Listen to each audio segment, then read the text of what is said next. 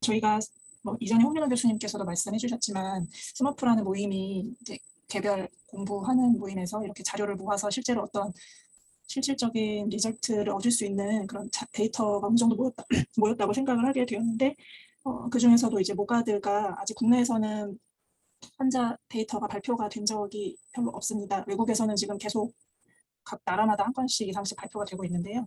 국내에서는 아직 다기관으로 발표가 된 적이 없어서 꽤 많이 저희가 수집해놓은 NMOSD랑 모가드 환자의 어떤 임상 양상이나 차이점, 영상학적인 특징, 그리고 치료 반응이나 재발 여부, 예후 등에 대해서 좀 일목요연하게 정리를 한 데이터가 있으면 좋겠고, 이를 통해서 어떤 다른 어떤 제시할 만한 점이 있는지 찾아보고자 일단 시작을 하게 되었습니다.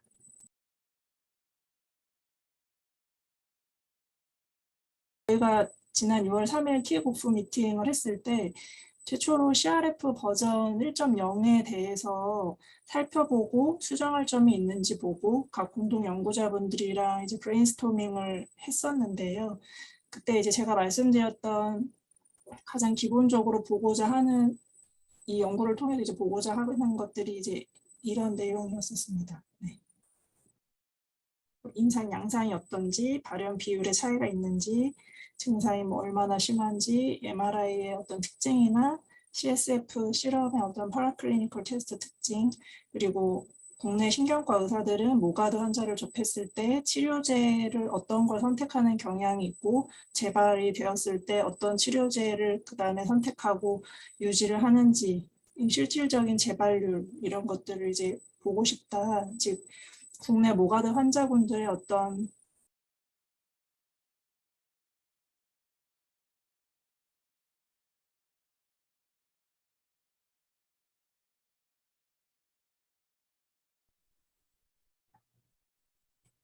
일단은 그때 킥오프 미팅 때 다른 공동 연구자분들께서도 이런 부분을 같이 볼 수 있었으면 좋겠다 브레인스토밍 해주셨던 내용을 추가로 했고요. 또 CRF 입력할 때 이런 부분들이 반영이 됐으면 좋겠다 말씀을 해주셔가지고 그런 내용을 반영해서 버전 1.0을 만들었습니다.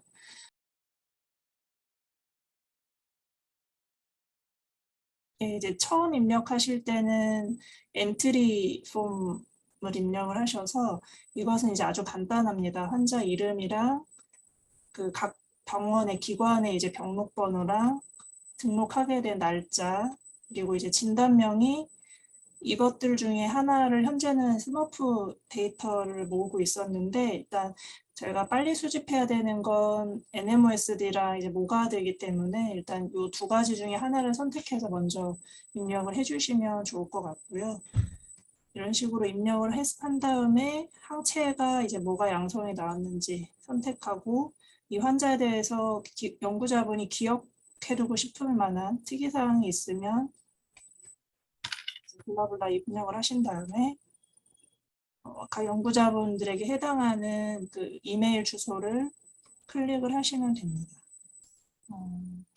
클릭을 한 다음에 제출을 하시면 이제 테이블의 엑셀 파일처럼 이 환자의 정보가 등록이 되게 되고요.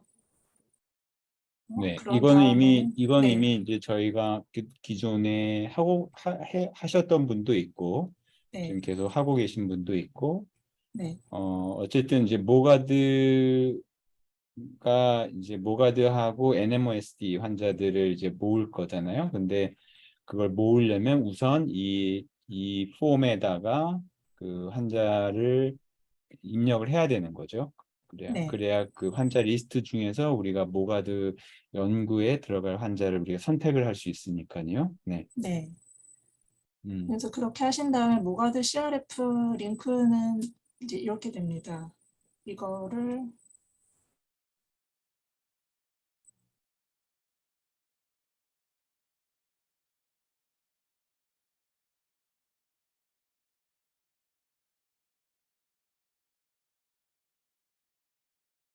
NMOSD에 해당하는 환자 아이디를 찾아야 합니다. 예를 들면 이제 이 환자가 모가드라고 하고 140번 페이션트 아이디라고 하게 되면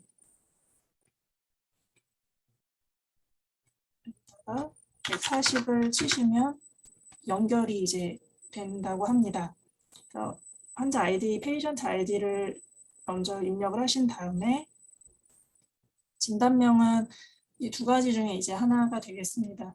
NMOSD는 그 2015년 발표된 기준에 의거해서 저희가 결정을 하고, 모가드는 이번 2023년에 발표된 기준으로 하고 있습니다. 환자가 모가드라고 확진이 된 걸로 보고 성별 해당하는 것 입력을 해주시고요.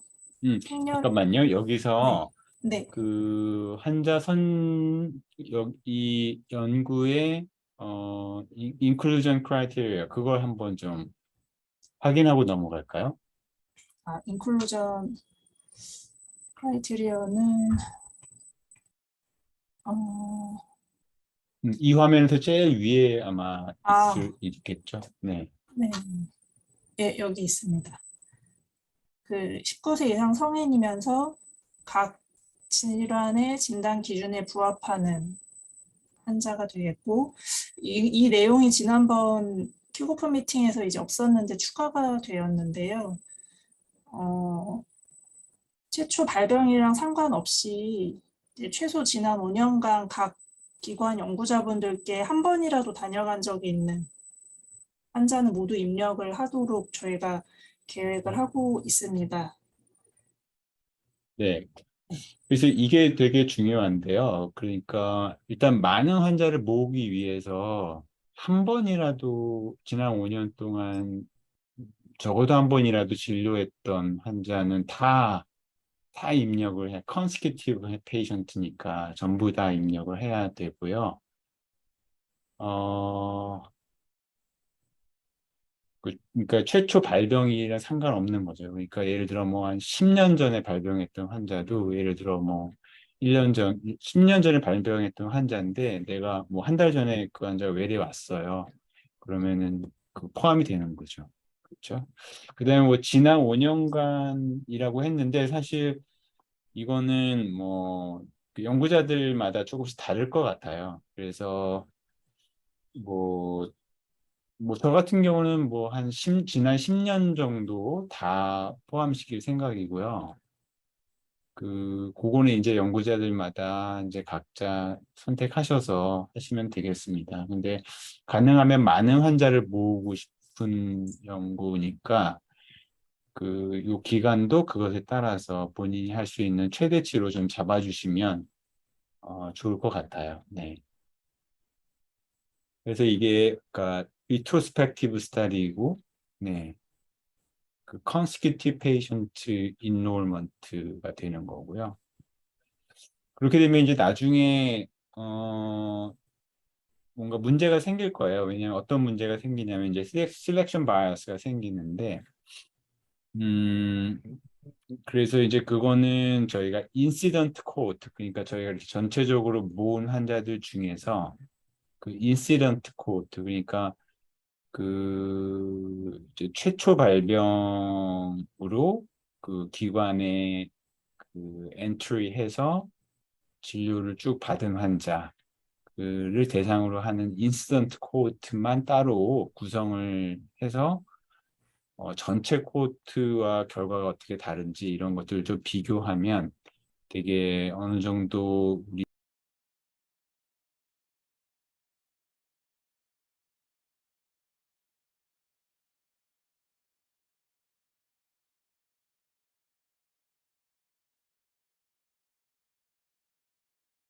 교수님, 그러면 인시던트 코호트가 아까 최초 발병했을 때 검사해서 양성으로 나온 환자라고 그렇게 생각을 하면 되는 걸까요? 그렇죠. 네, 네. 그럼 저희가 그러니까 예를 들면 저희 병원 같은 경우는 작년 5월 이후부터 검사가 가능했었습니다. 그래서 뭐 MS나 시로 네가티브 이제 NMOSD라고 생각했던 환자들한테도 좀 에이티피컬해 보여서 그런 환자들이 일부 나갔는데, 어떤 환자는 거기서 이제 양성이 나오기도 하고 어떤 환자는 이제 음성이 나오기도 했는데 최초 발병 시점에 검사한 건 아니긴 하거든요. 뭐 세네 네, 차례 이상 재발한 다음에 이제 검사가 가능해져서 나가서 그때 양성이 된 환자의 경우에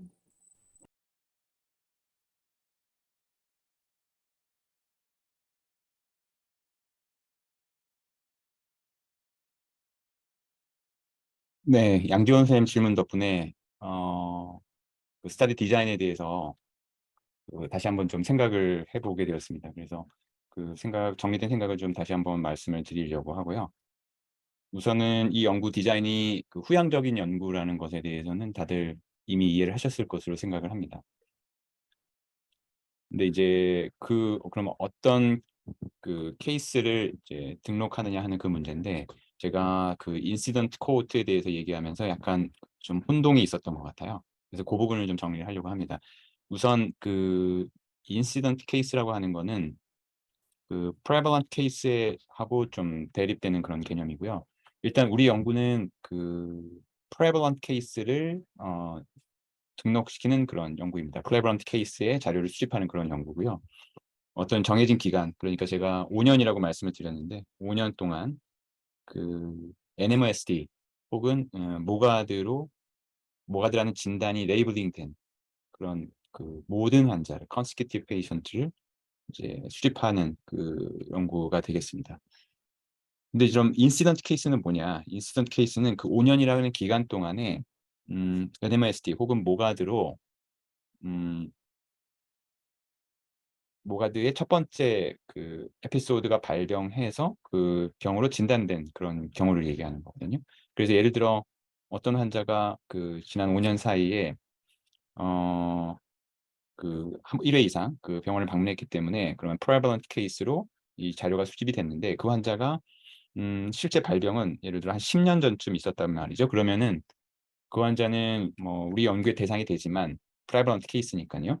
그러나 우리말 분석 단계에서 인시던트 코호트를 우리가 구성해서 따로 또 이제 추가 분석을 하려고 할 때 인시던트 코호트에는 들어가진 않겠죠. 근데 여기서 이제 양지원 선생님이 제시한 그 이슈는 뭐냐면, 모가드를 진단하려면 그 모구 항체 검사가 뭐 굉장히 아주 뭐 결정적인 역할을 하는데, 근데 모구 항체는 예를 들어 뭐 1년 혹은 뭐 2년 전부터 그 이용이 가능했다. 본격적으로 그 검사를 시작하게 했다. 그러면은 그 사실은 그 첫 번째 어택으로부터 진단되기까지 그 기간이 좀 길어질 수 있잖아요. 좀 길어질 수 있을 텐데, 이런 경우는 그러면은 어떻게 하느냐 하는 그런 문제가 됐고요. 그 만약에 우리가 연구 기간을 5년으로 삼고 그 환자가 예를 들어 4년 전에 첫 번째 발병을 하고 실제 모구 항체는 1년 전에 검사를 해서 그 모가드로 진단이 됐단 말이죠. 그러면은 이 환자는 당연히 그 연구 자료에 수집이 되고 프레버런트 케이스니까 또 인시던트 케이스에 해당이 됩니다. 왜냐하면 그 5년 이내에 그 스터디 피리어드에 첫 번째 발병이 이루어졌고, 물론 이제 첫 번째 발병으로부터 진단까지는 시일이 좀 걸리긴 했지만 그래도 그 첫 번째 발병과 진단이 둘 다 모두 그 스터디 피리어드 들어 있기 때문이죠. 이런 경우도 있을 것 같아요. 그러니까 그 시로 네거티브 NMOSD로 진단을 받고 치료하고 추적하고 있다가 그 모그 항체 검사했더니 모그가 양성이 나와서 결국 모가드 진단으로 그 진단이 이렇게 바뀌는 경우, 그런 경우 있을 겁니다. 그러면 이런 경우에는 그 실온 그러니까 언제 그러니까 그러면 이제 첫 번째 발병이 그 스터디 피리어드 이내에 있었을 경우에는 인스턴트 코호트가 될 것 같아요. 인스턴트 코호트가 되고 그 언셋으로부터 진단까지 좀 시점이 좀 길 뿐이죠. 근데 예를 들어 이러한 경우에도 첫 번째 발병이 예를 들어 5년 이내에 있었던 게 아니라 그 이전이었다라고 하면은, 예를 들어 뭐 10년 팔로우업하고 있었던 환자인데 10년 전에 그 발병을 했고 그때 그 당시에는 시로네거티브 NMOSD로 쭉 진단을 가지고 있다가 1년 전에 모구 항체 검사를 해보니까 모가드로 밝혀졌다. 그러면은 이 환자는 진단이 바뀐 그러한 케이스에 해당이 되면서 최종 진단은 모가드가 되겠죠. 그러면서 인시던트 코호트에 해당이 될 거냐? 그렇지는 않습니다. 왜냐하면 첫 번째 발병이 그 5년이라고 하는 그 스터디 피리어드보다 더 앞서기 때문에 이런 경우는 인스턴트 코호트에는 들어가지 않을 거가 되겠습니다. 개념이 좀 정리가 되었으면 좋겠고요. 조금 복잡하긴 한데, 그러니까 그 첫 번째 발병 시점, 그다음에 그 진단 시점, 그다음에 우리의 연구 기간, 그 후양적인 연구 기간, 그런 것들에 따라서 이제 prevalent case, instant case, 그리고 우리가 prevalent case를 대상으로 한 이제 전체 연구, 그리고 이제 그 이후에 그 instant cohort를 이제 따로 정의해서 그 instant cohort를 가지고 또 추가 분석한 연구 결과 이런 것들 다 비교해야 되기 때문에 그렇습니다. 네, 좀 정리가 됐으면 좋겠고요. 나중에 더 명확한 아이디어가 생기면은 다시 한번 논의할 기회가 있었으면 좋겠습니다.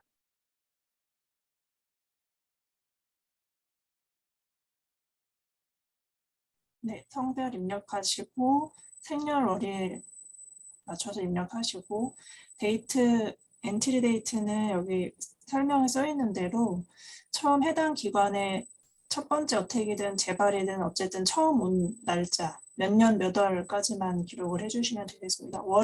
일을 알면 입력을 해주시면 되고 정확하게 알 수가 없으면 그냥 몇 년 몇 월 1일로 통일해서 입력을 해주시면 되겠습니다. 그 엔트리 당시에 이제 사용자 상태, 그러니까 처음 해당 기관에 내원했을 당시의 상태는 앞에서 얘기한 것처럼 퍼스트 어택에서 최초로 온 것일 수도 있고 다른 곳을 다니다가 릴랩스 돼서 이제 전원으로 온 것일 수도 있고 릴랩스 상태가 이제 지나서 혹은 퍼스트 어택 상태가 지나서 이제 리미션 된 상태로 온 것일 수도 있을 것입니다. 그래서 리미션 페이지의 정의는 이전 어택으로부터 최소 1개월 이상 기간 간격을 두고 환자가 증상의 어떤 재발이나 악화 없이 안정적인 상태로 저희는 정의를 하기로 하였습니다. 보시면 환자를 모가드를 선택하면 그 란셋 뉴럴로지에 발표된 모가드 코어 클리니컬 매니페스테이션의 목록이 펼쳐지게 되고요. 만약에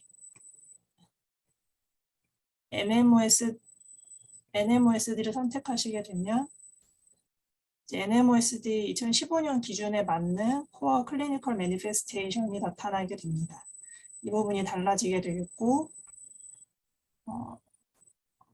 여기서 이제 해당하는 것, 옵틱 뉴라이티스, 마이엘라이티스가 이제 LETM이냐 아니냐, 혹은 뭐 이렇게 부위별로 이렇게 구분하게 되어 있고요. 이제 NMOSD에서 특징적인 에어리아 포스트라우마 신드롬인지, 뭐 브레인스템 신드롬인지, 다이엔세팔릭 신드롬인지 등등 해당하는 것을 환자가 한 개만 나타났으면 한 개만 선택해 주셔도 되고 거의 사이멀테니어스하게 혹은 굉장히 연속적으로 짧은 기간에 연달아 발생했다고 하면 하나의 어택으로 간주를 해서 이런 식으로 2개 이상 복수로 선택을 하실 수가 있습니다. 네, 이렇게 선택을 하고 나서 뭔가 애매한 부분이 있다 혹은 여기에 이 목록에 해당이 안 되는 어떤 다른 임상 양상으로 나타났다고 한다면 해당 내용을 최초 임상 발현에 어떤 애매하거나 추가로 기술해야 되는 내용을 여기다 자유롭게 써주시면 됩니다. 그리고 환자가 퍼스트 어택의 그 날짜를 몇 년도 몇 월인지까지 기재를 해주시면 되겠고요. 가장 나쁜 상태에서의 그 퍼스트 어택에서 가장 나쁜 상태의 EDSS를 기록을 해주시면 됩니다. 일단 최초 발생의 임상 양상은 여기까지 기재를 해주시면 되는데 만약에 저희가 옵틱 뉴라이티스가 환자가 있었다고 하면 아래 EDSS 아래 비주얼 어큐이티가 얼마만큼 나빴었는지까지 선택하실 수 있도록 새로운 목록이 추가로 펼쳐집니다. 그래서 이제 저희가 안과 검사, 보통 안과 이제 의뢰해서 실력 평가를 하니까요. 거기에 해당하는 기준을 이제 체크를 뭐 예를 들면 해주시면 되겠고요.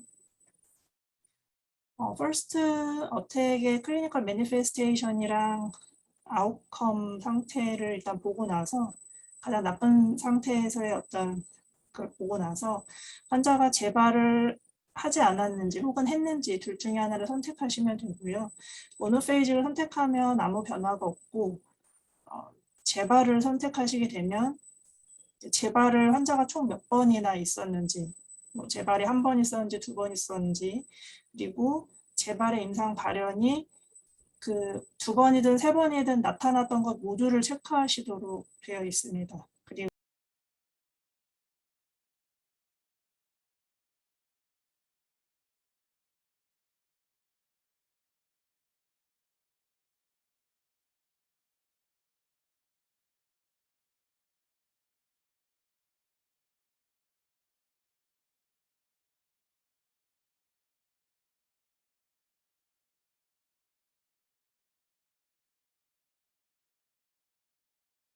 저거를 그 네, 이렇게 텍스트로 하면은 네, 헷갈리니까 저거를 아예 재발 임상 발현 저거를 1, 2, 3, 4, 5, 6, 7, 8 넘버링을 해가지고 두 네. 번째는 뭐 1번 양상이었다 뭐 이렇게 처음부터 해놓는 게 나중에 정리할 때 편하지 않을까요? 왜냐면 이제 여기에 텍스트로 그냥 옵틱 뉴라이티스 네. 이렇게 하면 예. 근데 그 그렇게 되면은 이제 그 발생 횟수에 따라서 칸을 만들어야 되는 건데요. 칸을까진 안 만들더라도 여기 텍스트에 적을 때라도 처음부터 그냥 아, 넘버링을 해서 적으면 나중에 그 데이터를 입력할 때 조금 더 이게 텍스트로 다 프리 텍스트로 해버리면은 정리하실 때 굉장히 그걸 또 하나하나 그 코딩을 하는 게 더 어려우실 것 같아가지고요. 근데 여기는 이건 사실은 이 칸을 마련한 거는 이 클리니컬 매니페스테이션에서 위에 others, 그러니까 여기에 해당되지 않는 거 선택했거나 뭐 애매한 점이 있다 그러면은 그때 그 언급하도록 한 거고요. 그래서 사실은 이제 재발, 그 두 번째 재발이 뭐였고 세 번째 재발이 뭐였고 그런 내용들을 수집하려는 건 아니었거든요. 그러니까 그 환자의 전체 경과에서 재발을 했을 때 주로 어떤 그 클리니컬 매니페스테이션이 있었느냐를 종합적으로 보는 게 그 바로 위에 해당되는 그 멀티플 초이스에 해당되는 내용이고요. 그게 뭐 순서가 어떻다 그런 건 사실은 그렇게 중요하지는 않게 보고 있거든요. 그런데 교수님, 저는 이제 이게 환자 한 명이 네, 재발을 한 환자분이 뭐 10명이 있었다. 그런데 재발은 그 10명에서 횟수는 다 다를 수 있으니까요. 네. 뭐 15번, 16번의 총 재발이 있었다. 그럼 그 재발 횟수 에피소드별로 옵틱 뉴라이티스 재발이 몇 번, 뭐 환자랑 상관없이 에피소드별로 뭐 아이엘라이티스 재발이 몇 번, 이런 식으로 수치화를 하고 싶었는데요. 여기서는 이제 릴랩스 에피소드 전체에 해당하는 걸 다 선택하라고 하면 그 N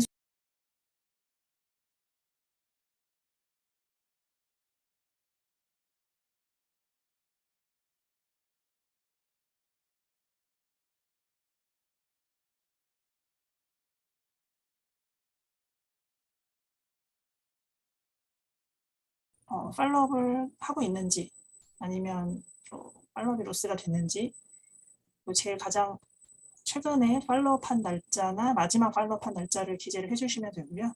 EDSS도 마찬가지입니다. EDSS 해당하는 위에 해당하는 날짜에 점수를 적어주시면 되고, 재발 혹은 퍼스트 어택이든 재발이든 옵티뉴라이티스가 한 번이라도 선택된 환자들은 마지막 팔로업 시점에서의 이제 비주얼 어큐이티를 입력을 하도록 목록이 새로 펼쳐집니다. 그리고 아쿠아포린포나 이제 모크 항체 검사법이 어떤 것이었는지, 이렇게 이제 NMOSD 같은 경우는 아쿠아포린포를 선택을 하시면 될 거고요. 모그 같은 경우는 이제 이렇게 선택을 하시면 됩니다. 이런 것도 해당한 다음에 항체 검사 뭐가 양성이냐에 따라 이렇게 안티바디 타이터나 혹은 MFI 레이쇼를 적어 주시면 되고요. 혹시 시리얼하게 여러 번 했을 경우에는 이제 검사한 날짜랑 결과를 각각 적어 주시면 조금 더 네, 자료 수집에 있어서 도움이 될 것 같습니다. 모그 항체도 마찬가지고요.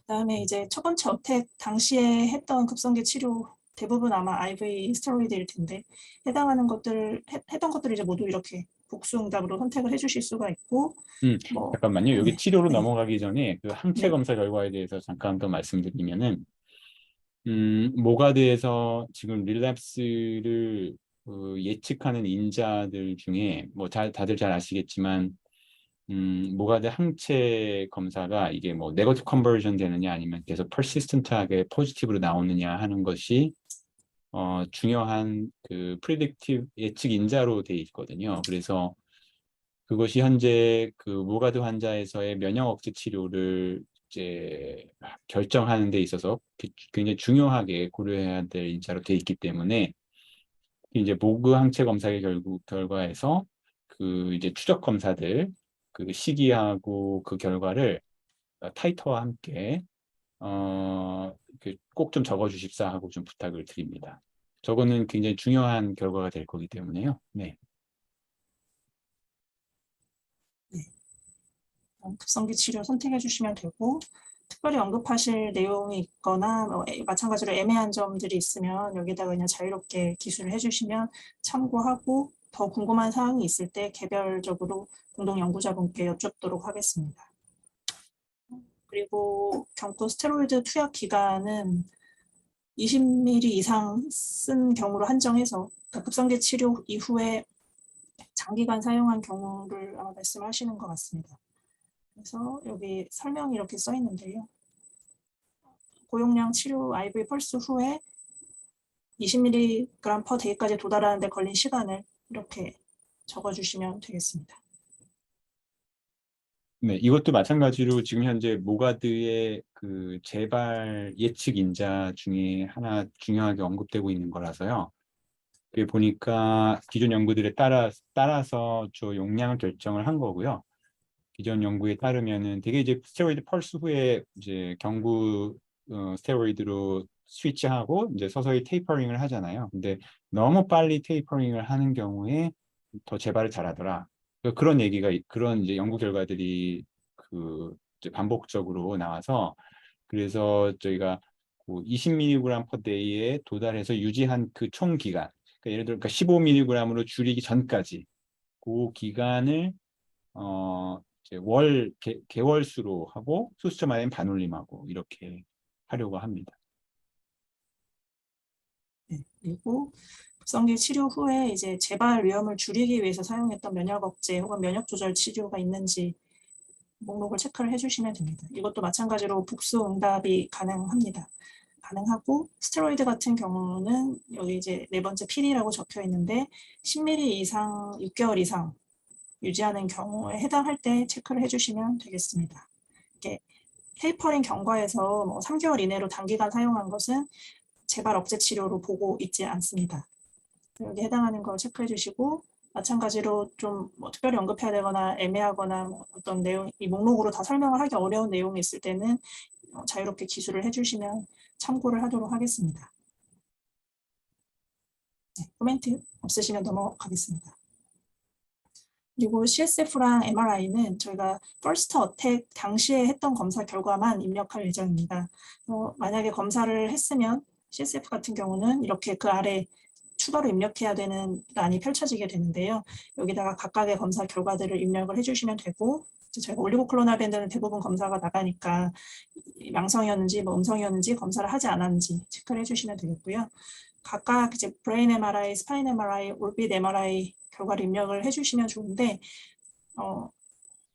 일단 그때도 여러 공동 연구자분들께서 의견을 해주시긴 했지만 빠른 자료 입력과 정리를 위해서 일단 판독문을 카피 앤 페이스트 해주시고 연구자분들께서 추가로 개인적인 의견이나 그러니까 영상학과 판독 외에 추가로 더 자세히 말씀해 주시고 싶은 게 있거나 하시면은 그 입력해 주시는 연구자분의 의견을 아래로 추가로 기재를 이런 식으로 해주시면 참고하도록 하겠습니다.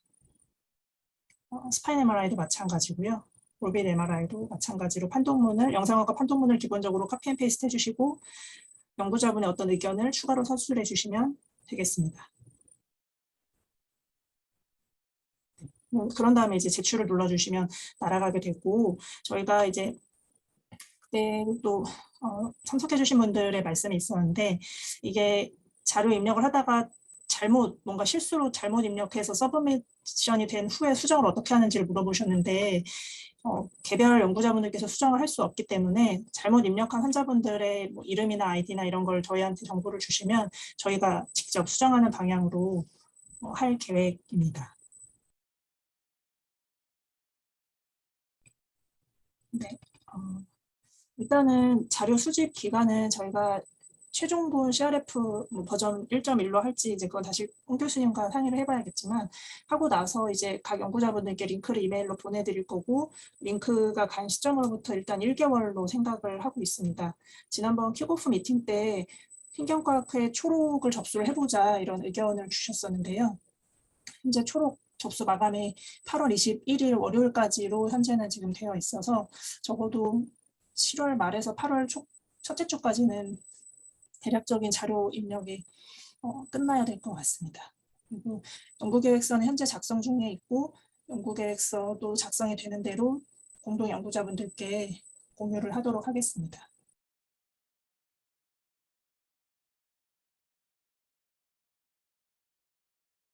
현재 스머프에서 모은 자료, 대략 모은 자료가 이제 모가드가 여기 포함되긴 하는데 벌써 100명이 넘게 모아놓은 상태입니다.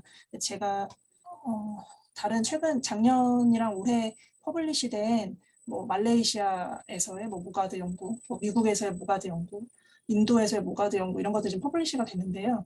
대부분 이제 그 모가드 환자만 분석을 했고 환자분이 30명 내지 40명 정도밖에 되지를 않습니다. 그래서 그리고 국내에서는 지금 보고된 게 2015년에 이제 김성민 교수님이 17명 보고한 게 마지막이시더라고요. 그래서 저희가 다기관으로 환자를 모아서 40명 이상 모아서 하는 거는 처음이기 때문에 잘 분석을 하면 좋은 결과가 나올 걸로 생각을 하고 사실 제가 이제 모가드 환자의 개인적인 경험이 많지는 않아서 어떤 결과가 예상이 된다 이렇게 말씀을 드리기가 조금 어려운 게 저는 오티뉴라이티스 환자보다 실제로 마이엘라이티스 환자를 더 많이 접했거든요. 그래서 이런 부분이 좀 차이가 있어가지고 결과가 어떻게 예상이 된다는 제 개인적인 경험으로밖에 바탕으로 말씀을 드릴 수가 없어서 정확히는 말씀 못 드리겠는데 다른 연구들 보면 대부분 결과가 지금 비슷하게 나오고 있는 상황입니다. 뭐 계속 퍼블리시된 뭐 NMOSD보다 예후가 좋고 예상보다 재발이 자주 되고 뭐 오티뉴라이티스가 이제 많이 나타나고 훨씬 높은 비율로 나타나고 등등이 반복적으로 퍼블리시가 되고 있고 그냥 연구마다 이제 약간의 뭐 조금씩 차이점이 우리 연구에서는 인종별로 좀 환자의 트리트먼트 아웃컴이 다르더라 이런 내용 정도. 저희도 지금 분석을 하면서 다른 연구들과 어떤 차별점을 줄 것인가가 저도 지금 조금 고민이 되거든요. 만약에 트리트먼트 아웃컴이나 클리니컬 매니페스테이션이 타 국가에서 발표된 거랑 비슷하게 나오게 되면 어떤 부분에 차별점을 두기 위해서 추가로 지금 자료 수집을 더 해야 될까 하는 부분이 조금 고민이 되고요. 그런 차별점을 주기 위해서는 뭐 MRI를 모든 에피소드별로 재발 포함해서 모든 MRI를 좀 자세히 본다거나 재발 양상이나 치료 반응에 대해서 좀 더 자세하게 자료 수집을 해야 된다거나 이런 부분이 좀 사실 보충이 차후에는 되어야 될 것 같습니다. 1차적으로 일단 자료를 분석을 해보고 차별점을 주기 위해서 어떤 자료를 더 추가로 수집해야 될지 고민을 좀 해봐야 될 것 같습니다. 네, 뭐 말씀하신 대로 저는 이제 저도 대부분 다 공감하고요. 제가 특히 이제 주목하는 건 이제 두 가지인데 하나는 모가드의 그 클리니컬 매니페스테이션 이게 보면은 소아하고 성인하고 크게 다른 걸로 돼 있고 소아는 에이뎀이 이제 절대적으로 많은데 성인은 옵틱 뉴라이티스가 훨씬 더 많고 그런 차이점이 있는데 과연 우리나라에서도 이렇게 다기관 연구를 해봤을 때 어떠냐 이제 그걸 보는 게 굉장히 중요할 것 같고요. 두 번째는 이제 그 임상 경과죠. 그래서 특히 이제 릴랩스. 되게 기존 연구들 보면은 뭐 30%, 뭐 40%, 뭐 막 이렇게 그 릴랩스를 한다고 하는데,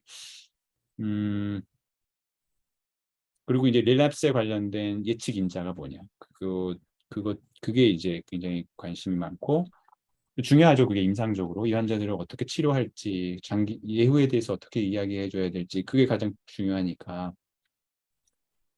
근데 제대로 된 연구는 많지 않은 것 같아요. 왜냐하면 팔로업 기간도 짧고 되게 다 리트로스펙티브 스타디고, 그 얘기는 그리고 이제 되게 다 터셔리 센터에서 본 거나 뭐 그래서 이제 막 population based 스타디나 멀티 센터 스타디나 이런 걸 그렇게 많지 않거든요. 그래서 분명히 이제 기존 연구들 다 바이어스가 있을 걸로 생각이 들고요. 특히 이제 뭐 non-incident cohort 터셔리 센터에서 본 그런 연구들은 보면은 릴랩스 레이트가 상당히 오버 에스티메이션 되는 경향이 있겠죠. 그래서 그것들을 이렇게 한번 좀 봐야 될 것 같고요. 특히 이제 뭐 매니페스테이션에 따라서 릴랩스 매니페스테이션이나 혹은 그 포스트 어큐 트리트먼트, 아까 이제 스테로이드 말씀드렸는데 그 용량, 기간 이런 것들에 따라서, 혹은 이제 뭐 아까 예를 들어 옵틱 뉴런 뭐 ADM으로 매니페스테이션 한 경우에는 뭐 릴랩스를 더 잘한다든지, 뭐 그런 매니페스테이션에 따른 그런 릴랩스 리스크, 혹은 뭐 아주 시비어하게 첫 번째 발현이 된 경우에 더 릴랩스를 잘한다든지 하는 그런 어떤 그, 에피소드, 그러니까 시베리티에 따른 릴랩스 리스크 이런 것들이 좀 예측 인자가 되느냐, 혹은 뭐 항체의 네거티브 컨버전 레이트라든지 퍼시스턴트 차이 계속해서 양성으로 나오는 경우에 그럼 과연 정말 릴랩스 리스크가 높으냐, 이런 이슈들, 그런 것들이 이제 뭐 아주 좋은 연구들이 많지 않거든요. 그래서 그런 것들을 국내 환자들을 대상으로 해서 확인하는 게 굉장히 중요하다 생각이 들고요. 일단 이게 저는 그런 거를 이제 한 번의 연구로 다 대답할 수 없을 거라고 생각을 합니다. 그래서 일단은 지금은 어떤 기초 자료를 모으는 거라고 생각을 하고요. 이제 이렇게 기초 자료를 모으면 나중에 계속해서 추적해서 이제 추적 팔로업이 이루어질 거고요. 그다음에 이제 새로운 연구자들을 또 저희들이 같이 또 협력해서 그 코호트 규모를 더 늘리고, 그래서 일단 양적으로, 그다음에 질적으로 더 이제 좀 발전된 그런 연구로 나중에 더 이제 활용할 수 있을 것으로 이렇게 데이터를 그렇게 생각하고, 많은 분들이 더 좋은 연구 아이디어 가지고 참여하시면은 점점 더 좋은 연구 결과 얻을 수 있을 것 같아요. 그래서 그 시작점으로 이제 굉장히 좋은 연구할 수 있을 거라고 이제 기대를 합니다. 네, 생각보다 시간이 많이 길어졌네요. 그래서 일단 대담은 박희원 선생님 마지막으로 뭐 질문이나 코멘트 하시고 있습니까? 하나? 예, 저도 그 이게 사실 이게 NMO는 그래도 팔로우 했던 이제 기간도 훨씬 더 길었던 환자가 많을 것 같고, 뭐가드는 이제 뭐 예를 들어서 3차 기간은 조금 다를지 모르겠는데, 저 같은 경우 이제 뭐 진짜 최근에 이제 진단돼서 이제 퍼스트 어택 이렇게 뭐 팔로우 한 지 얼마 안 된 환자라서, 이게 비교할 때 사실 좀 여러 가지 분석할 때도 좀 애로사항이 많을 것 같고, 이게 뭐 일단 이번 연구가 기초 연구가 돼서 좀 더 이제 계속 롱텀하게 해서 좀 그런 것도 좀 직접적인 1대1 비교가 가능한 그런 게 추후 연구로 이렇게 이루어지면 좋을 것 같습니다. 네, 네, 네, 좋은 말씀 감사합니다. 양준 선생님도 수고 많으셨고요. 앞으로도 수고 많이 부탁드립니다. 네, 감사합니다. 네, 예. 그러면은 오늘 모가드 연구 모임은 여기서 마치도록 할게요. 예. 또 들어주셔서 감사합니다. 많은 참여 부탁드릴게요. 마치겠습니다. 감사합니다. 네, 네, 알겠습니다. 네.